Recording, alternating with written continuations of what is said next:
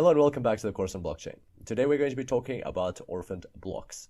It's going to be more of a show and tell tutorial. We'll use the blockchain.com or blockchain.info information for examples, and we'll learn from there. So let's go to blockchain.com and then go to stats here.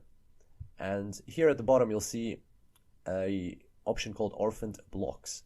So go ahead and click on that, and this will show us some recent orphan blocks, and that will help us understand what's going on. So what can we see here? Well, first thing is, how do we read this diagram? This diagram is basically our blockchain, but vertically, going from, like this is the most recent block, and then going down, or actually not the most recent block. Most recent block is somewhere here, and then the blockchain just keeps going like down. And so this ... means like they skipped a lot of blocks in here because they were not interesting for this specific analysis. They weren't any orphan blocks. So you can only see the orphan blocks here. But essentially, this is our whole blockchain, except for the parts that are ... So you can see here 497.373, 497.870. So they skipped from here to here. They skipped about 500 blocks. Everything was normal. And then an orphan transaction happened. So they showed us how they dealt with it, what happened there, and not how they dealt with, just what happened to it. And then again, ... So you can see 497.870, 497.871. These are consecutive. Then ... then these are always consecutive, then ... and so on.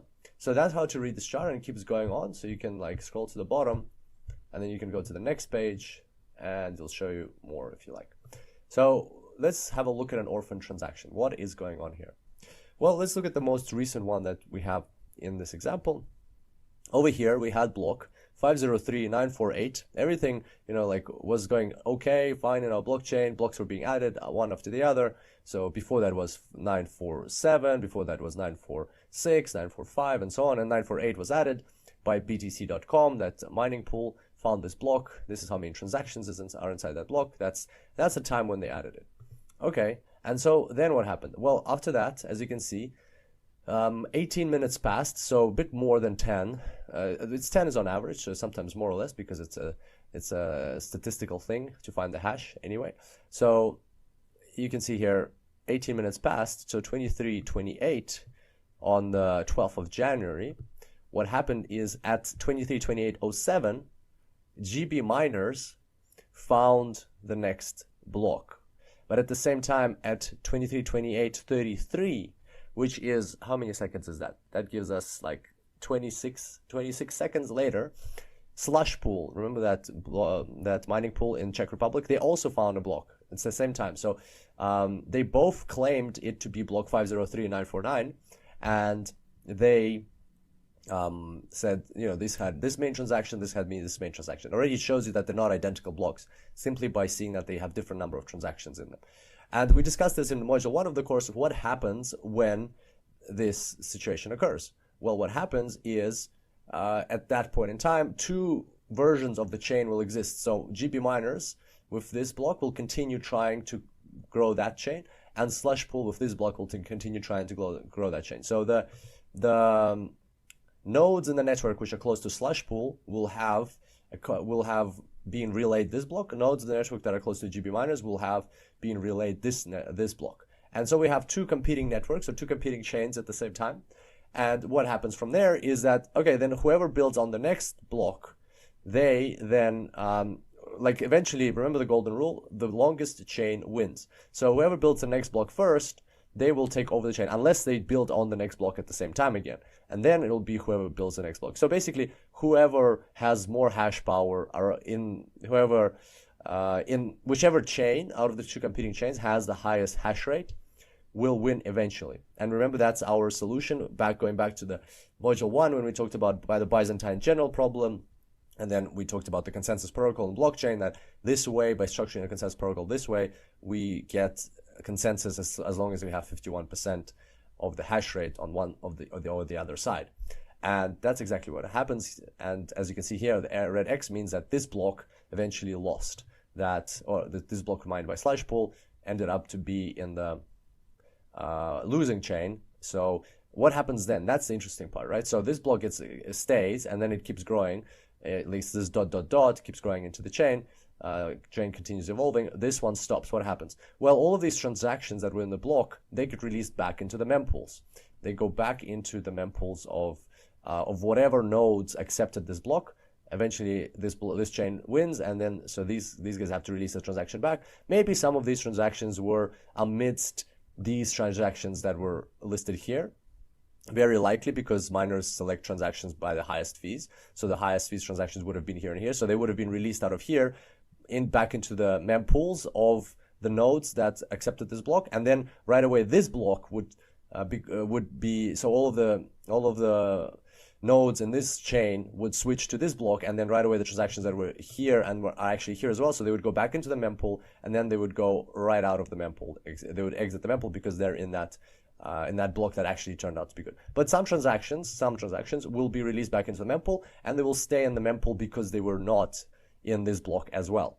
And so what that means is that it's always important to wait at least for a couple of confirmations before considering your transaction to be successful. And by confirmation, we mean several blocks on top of the current block. So if your transaction ended up in one of these blocks, if you don't wait for several blocks to be built upon it, then what will happen is you might, let's say, if you received money from somebody to sell your bicycle, they sent you money and you give them the bicycle, and then it turns out that your block was not valid.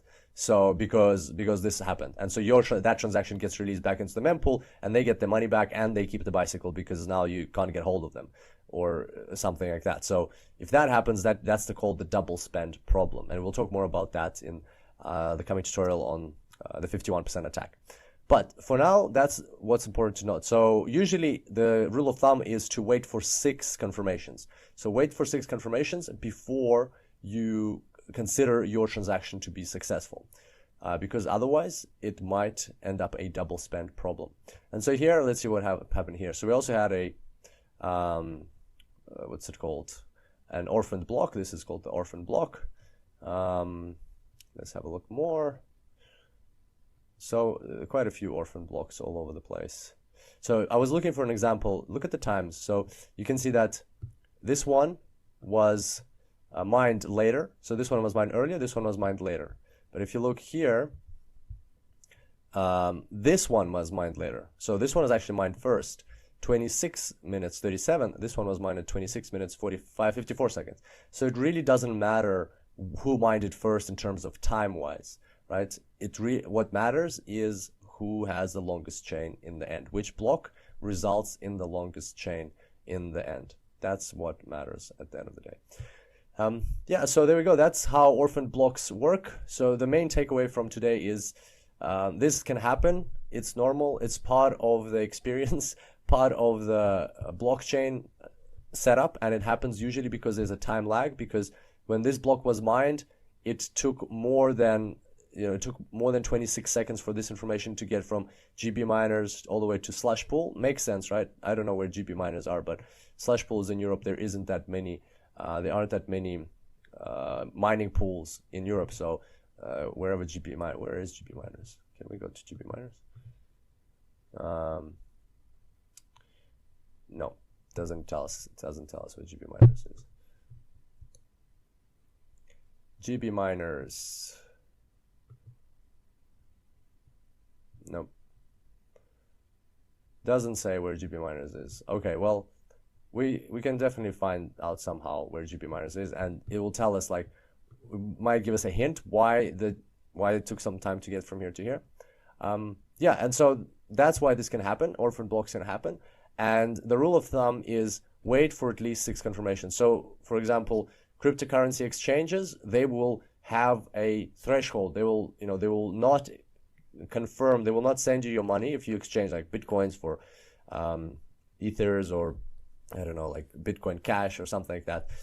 If you do that exchange, they won't send you your money right away, and that's the reason why, because they are waiting to make sure that even after the transaction has 1 confirmation, there's still wait until a certain number of confirmations, which might be like 5 or 6 confirmations, based on their regulations or based on their terms and conditions. They will wait a couple of confirmations because they're afraid. They want to minimize the risk of double spending. They want to minimize the risk that this transaction that they just did with you, it will end up in one of these orphan blocks, and yes, there's like 2, 3, 4 confirmations, but at the same time there's a parallel chain excuse me, and then those transactions will be reversed back to the mempool, and they've already given you the other cryptocurrency that you were after, and they can't take it back from you unless you, of course, they contact you and they say, oh, you'll probably give it back to them, but they're not sure about that, so they don't want that risk.